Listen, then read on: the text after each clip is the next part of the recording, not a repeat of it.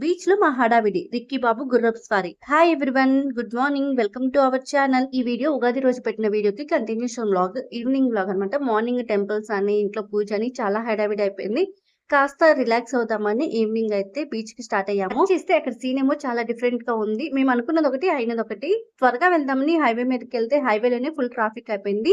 Half an hour పట్టింది ఆ traffic లోంచి బయటపడడానికి. సంపతి వినాయక టెంపుల్ కి వెళ్ళేటప్పుడు ఈ కూచిపూడి స్టాచ్యూ అయితే పెట్టారు.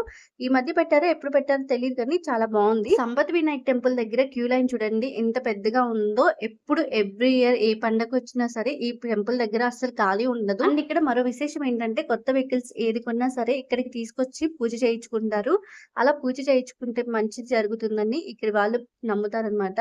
చాలా మంది వైజాగ్ లో ఉన్న వాళ్ళు ఖచ్చితంగా ఇక్కడికి తీసుకొచ్చి పూజ చేయించుకుంటారు. మీలో ఎవరైనా వైజాగ్ వాళ్ళు ఈ వీడియో చూస్తున్నట్టయితే నేను చెప్పింది కరెక్ట్ కాదు అనేది కామెంట్ చేసేయండి. ఇక్కడ ట్రాఫిక్ వాళ్ళు ఎంత క్లియర్ చేస్తున్నా ట్రాఫిక్ అయితే క్లియర్ అవ్వట్లేదు. ఎందుకంటే రోడ్డు మీద వెహికల్స్ పెట్టి పూజ చేయడం వల్ల ట్రాఫిక్ అయితే ఎక్కువైపోతుంది.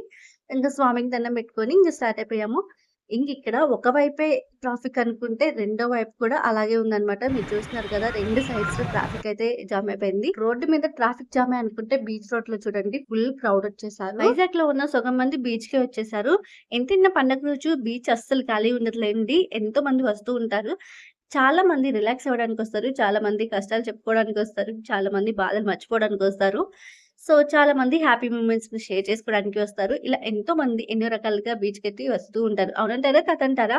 సరే, ఇంక వీడియో విషయానికి వస్తే రిక్కీ అయితే ఫస్ట్ టైం గుర్రం ఎక్కాడు. ఎన్నో సార్లు అడిగాం గానీ ఎక్కలేదు.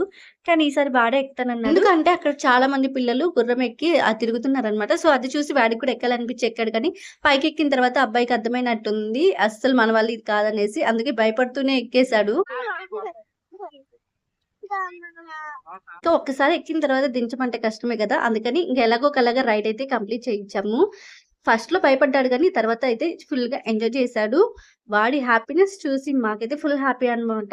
అంతే కదా, వాళ్ళు హ్యాపీ అయితే మనం కూడా ఆటోమేటిక్ గా హ్యాపీ అయిపోతాం. ఇక్కడ ఒకటి చెప్పాలనుకుంటున్నాను, వాళ్ళు భయపడుతున్నారు కదా అని మనం వెంటనే దించేస్తే వాళ్ళకి ఆ భయం ఎక్కువ అవుతుంది కానీ తగ్గదు. అదే ఒక అడుగు మనం ముందుకేసి వాళ్ళ భయాన్ని తగ్గించాలని చూడాలి తప్ప అస్సలు భయం పెంచకూడదు. అందుకే రిక్కీ ఎంత వద్దన్నా కానీ అలాగే ఉంచేసామన్నమాట రైడ్ అయిపోయే వరకు. తర్వాత రైడ్ అయిపోయిన తర్వాత వాడి హ్యాపీ స్మైల్ చూసిన తర్వాత మనకి అప్పుడు అర్థమవుతుంది మనం కరెక్ట్ గానే చేసామనేసి. మీరు ఏమంటారో కామెంట్ చేసేయండి. ఇంకా రైడ్ అయిపోయిన తర్వాత ఇంకా బీచ్ లో చాలా సేపు ఆడుకున్నారు. అండ్ రిక్కీ వాళ్ళ నాన్న అయితే ఫుల్ టైం స్పెండ్ చేశారనమాట ఫెస్టివల్ రోజున. చాలా డేస్ అయిపోయింది ఇంత హ్యాపీ మూమెంట్స్ ని షేర్ చేసుకొని అండ్ ఎంజాయ్ చేసి కూడా. ఇంకా రిక్కీ అయితే ఆ రోజు ఫుల్ హ్యాపీగా అండ్ సరదాగా ఎంజాయ్ చేశాడు. ఇక్కడ బాల్ చూడండి ఎలా రబ్ చేసేస్తున్నాడు. పెద్ద పెద్ద ప్లేయర్స్ కూడా ఇలా ఆడరేమో, ఏదో ఒలింపిక్స్ కి ఆడినట్టు ఆడుతున్నాడు. ఇక్కడ ఇద్దరు కలిసి ఏం చేస్తున్నారా అని చూస్తే ఇద్దరు కలిసి ఒక ఆవిడకి మనీ అయితే ఇస్తున్నారు అనమాట. సో కొంచెం సాఫ్ట్ కలర్స్ కూడా ఎక్కువే ఉన్నాయిలేండి ఇద్దరికి. ఇక్కడ రిక్కీ స్టైల్స్ చూడండి, ఈ మధ్య అబ్బాయికి చాలా స్టైల్స్ అయితే ఎక్కువైపోయాయి. చెట్టులతో మాట్లాడే వాళ్ళని చూసాము, జంతువులతో మాట్లాడే వాళ్ళని చూసాము, మనుషులతో మాట్లాడే వాళ్ళని చూసాము, ఇలా ఎన్నో రకాలుగా చూస్తుంటారు. కానీ బీచ్ తో మాట్లాడే వాళ్ళని ఎప్పుడైనా చూసారా? నేనైతే చూసానమాట. సో ఇక్కడ రిక్కీ చేసే పని ఏంటో తెలుసా, బీచ్ తో మాట్లాడుతున్నాడు.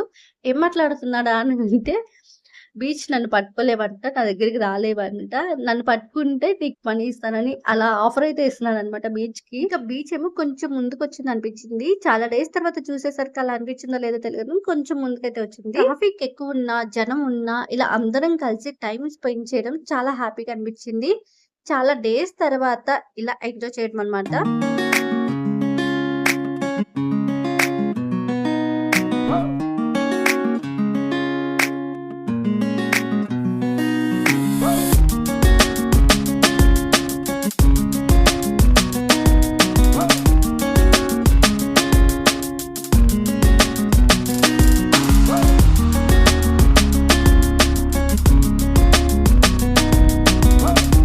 ఐ హోప్ మీరు ఈ వీడియోని ఎంజాయ్ చేశారనుకుంటున్నాను. వీడియో నచ్చినట్టయితే లైక్ చేయండి, షేర్ చేయండి, కామెంట్ చేయండి అండ్ తప్పకుండా సబ్స్క్రైబ్ చేసుకోండి. మీరు ఎక్కడి నుంచి ఈ వీడియో చూస్తున్నారో కూడా కామెంట్ చేయండి.